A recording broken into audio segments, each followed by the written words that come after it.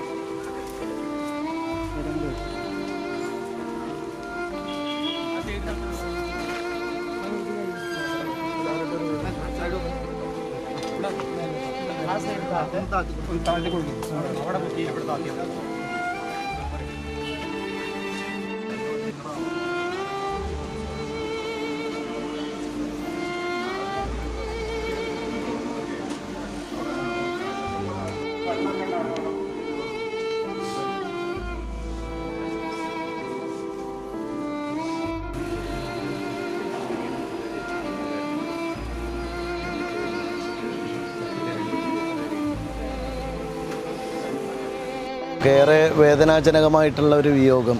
പ്രത്യേകിച്ചും വളരെ സന്തോഷപൂർവ്വം യാത്ര പോയ അധ്യാപകരുടെ സംഘം.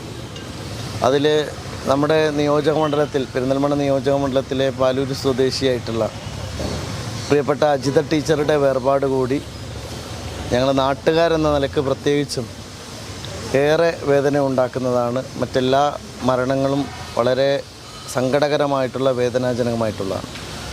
ഞാനിപ്പോൾ പാങ്ങിൽ നിന്ന് അജിത ടീച്ചറുടെ മൃതദേഹത്തോടൊപ്പമാണ് ഇങ്ങോട്ട് വീട്ടിലേക്ക് വന്നത്. അപ്പോൾ നാട്ടുകാരെ സംബന്ധിച്ചിടത്തോളം വളരെ ടീച്ചറെക്കുറിച്ചും 100 നാവോടുകൂടിയാണ് ആളുകളെല്ലാം സംസാരിക്കുന്നത്.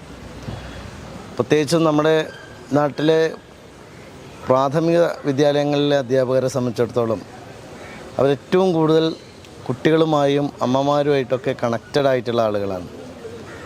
അപ്പോൾ അവരുടെ വേർപാടിന് കുറച്ചുകൂടി ആഴം കൂടും, വേദന കൂടും. അജിത ടീച്ചർക്കും കുടുംബത്തിനും അവരുടെ ബന്ധുക്കൾക്കൊക്കെ അന്ത്യാഞ്ജലികൾ അർപ്പിക്കുകയാണ്, ആദര അഞ്ജലികൾ അർപ്പിക്കുകയാണ്. നമുക്കൊക്കെ ഏറെ സങ്കടത്തോടെ അല്ലാതെ ഈ ഒരു അനുഭവത്തെ, ഈ ഒരു അപകടത്തെ ഓർമ്മിക്കാൻ കഴിയില്ല. വളരെ ദാരുണമായിട്ടുള്ള സാഹചര്യം. ഇനി 3 പേർ കൂടി ഹോസ്പിറ്റലിൽ വളരെ ഗുരുതരമായി നിൽക്കുന്നു. ഒരു കുട്ടി മൗലാന ഹോസ്പിറ്റലിൽ ഇപ്പോൾ ചികിത്സയിലാണ്. അവരെയും സന്ദർശിക്കണം. ഏതായാലും ഈ നാടിൻ്റെ മുക്കം എല്ലാം ദുഃഖമായി തീർന്നിരിക്കുന്ന ഈ ഒരു വേർപാട് ഞങ്ങളൊക്കെ അതിൻ്റെ ആ വേദനയിൽ പങ്കുചേർന്ന് ഇതോടൊപ്പം നിൽക്കുകയാണ്.